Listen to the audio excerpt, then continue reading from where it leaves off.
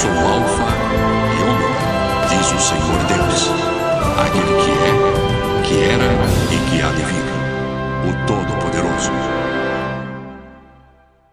Na terceira parte e última da nossa congregação, vamos continuar no livro dos Atos dos Apóstolos, capítulo de número 17.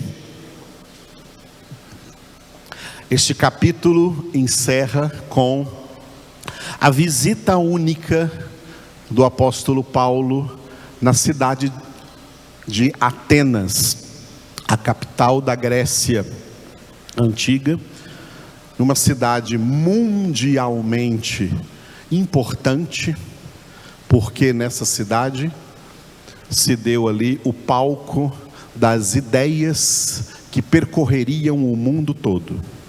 As ideias que nasceram das reflexões dos filósofos, que ali filosofavam nessa cidade, nessa capital, nessa acrópole, a cidade de Atenas, e dali então espalharam suas ideias pelo mundo inteiro. As ideias desses filósofos, como Sócrates, Platão, Aristóteles e tantos outros, se espalharam e estão presentes aí em tudo que se aprende nas escolas, em tudo que se aprende nas faculdades, e inclusive toda a estrutura política de uma cidade, como uma cidade é organizada, tudo isso foi meditado dentro ali dessa capital Atenas. O apóstolo Paulo foi enviado por Deus também a chegar aí. E no mesmo lugar onde filósofos, e na sua maioria ali filósofos ateus, homens sem Deus, que filosofaram segundo ciências naturais, Deus enviou Paulo ali para anunciar a ciência sobrenatural, a palavra de Deus. Aprenda isso, tá? Há uma grande diferença entre ciências naturais e a ciência sobrenatural. Tudo que você aprendeu na escola, tudo que um profissional aprendeu na faculdade, tá? A ciência da medicina, a ciência do direito, né? A ciência da biologia, da química, da farmacêutica e assim por diante, tudo isso são ciências naturais e que são úteis para a vida profissional de cada um, para exercermos uma profissão. Tudo bem, é natural, e não é porque é natural que não é talento de Deus, é talento natural. Deus não tem só talentos sobrenaturais, Ele também dá aos homens talentos naturais. Mas a única ciência sobrenatural está aqui, ó. É a palavra de Deus. A palavra de Deus não é ciência natural, é ciência sobrenatural. Se nós precisamos das ciências naturais, o quanto precisamos da ciência sobrenatural, que é a palavra de Deus, e o que ela pode fazer nas nossas vidas. Muito bem, Paulo vai chegar aí então para trazer aí uma pregação que eu farei questão de passar versículo por versículo, porque é um texto para o qual eu me refiro muitas vezes em todas as minhas pregações, em quase todas, porque é um texto central aqui do Novo Testamento, a pregação do apóstolo Paulo no Areópago de Atenas. Essa visita de Paulo na cidade de Atenas, durante a sua segunda viagem evangelística, tem três partes aqui esse texto. A primeira parte é o cenário ateniense. Nós vamos entrar hoje. Olha a sabedoria de Paulo. Antes de pregar nessa cidade, ele primeiro observou.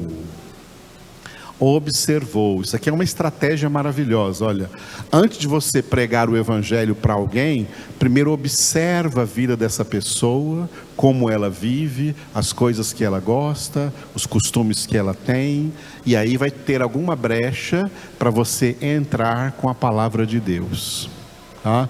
Paulo não chegou lá logo em Atenas pregando, ele ficou primeiro observando o cenário, tá? Ele observou o cenário. Depois veio a pregação, versículos 22 ao 31. E por último veio as reações das pessoas que ouviram essa pregação, versículos 32 ao 34. Hoje pela manhã nós vamos entrar aqui nesse cenário ateniense, que vai do versículo 16 ao 21. E está dividido assim, ó.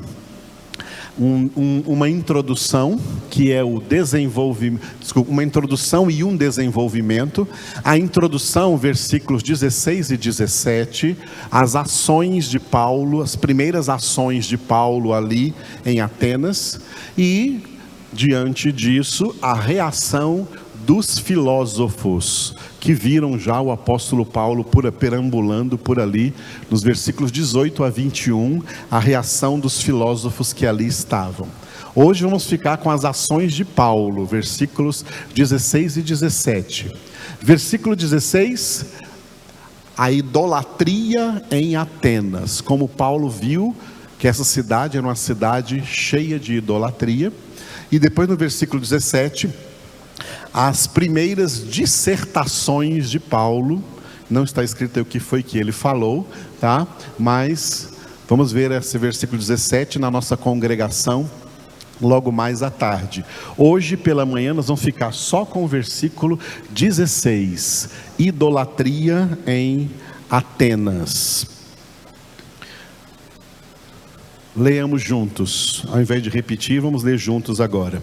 Enquanto Paulo os esperava em Atenas, o seu espírito se revoltava em face da idolatria dominante na cidade. Amados, aqui nós temos que entender uma coisa, tá? Que existem revoltas inúteis e negativas. Nós não temos que estar revoltados dessa maneira, mas existem revoltas justas.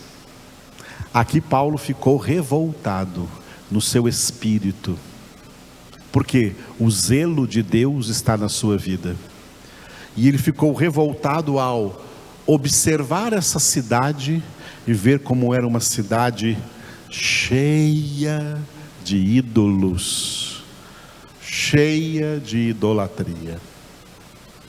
A Grécia também foi o berço de uma coisa que se chama politeísmo, a adoração a muitos deuses. Muitas nações na terra eram politeístas. O Egito era uma nação politeísta e adorava deuses em figuras de animais. A águia representava um deus, a rã representava um deus, o crocodilo representava um deus. Já na Grécia, a Grécia tinha deuses e figuras de homens, deuses em figuras de homens, que então faziam parte ali das divindades adoradas pelos gregos, sempre em figuras de homens. Interessante até que Salomão, filho de Davi, ele era também para os gregos um deus, o deus da sabedoria. Hoje em dia tem um filme aí que os jovens gostam de ver, que um homem tem um raio amarelo aqui no peito, e que o nome é Shazam, para invocar Shazam. Essa palavra Shazam é uma palavra grega, e ela representa, numa só palavra, a invocação de, ao mesmo tempo, 6 deuses gregos, cujas iniciais fazem a palavra Shazam: Salomão, Hércules, Atlas, Zeus, Aquiles e Mercúrio. Quem fala Shazam está invocando esses 6 deuses, e como não são deuses, são demônios, está invocando demônios. Isso tudo é a Grécia cheia dessa idolatria. E Paulo, né, hoje as pessoas, especialmente os crentes, parece que estão muito confortáveis no mundo, gostam de tudo. Gostam de tudo que está no cinema, gostam de tudo que está na televisão, gostam de tudo que está nas redes sociais. Eles não ficam com o seu espírito revoltado diante da malignidade, da idolatria, do satanismo que existe operante no mundo inteiro. Satanás está, como na linguagem popular, nadando de braçada nesse mundo, e muitos crentes achando isso normal, tranquilo, porque eles não se revoltam com essa situação. O apóstolo Paulo ficou revoltado diante dessa situação. Não é possível. Como pode ser um povo tão idólatra? A cidade, Atenas, representa o mundo. Hoje não é a cidade de Atenas que é uma cidade idólatra. Todas as cidades do mundo são cidades idólatras. As nações são idólatras. Idolatria de várias ramificações religiosas. Idolatria que não é só imagem de escultura. Imagem de escultura é só um tipo de idolatria, mas é uma idolatria que se manifesta de várias maneiras. Porque o idólatra é aquele que não tem Deus, e no lugar de Deus ele colocou um ídolo. Então são muitas idolatrias no mundo inteiro, e nós, como Paulo, temos que sentir no nosso espírito, pelo zelo de Deus, não a conformidade com essa idolatria, mas revolta espiritual por causa disso.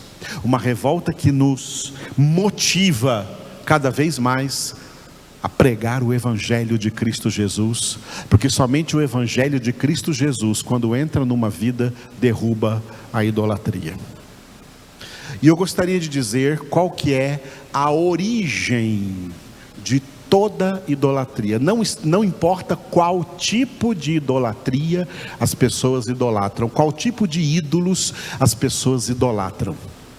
Não quero tecer hoje os tipos de ídolos, mas a origem de toda idolatria, seja para qual for qualquer tipo de ídolo, a origem de toda idolatria se chama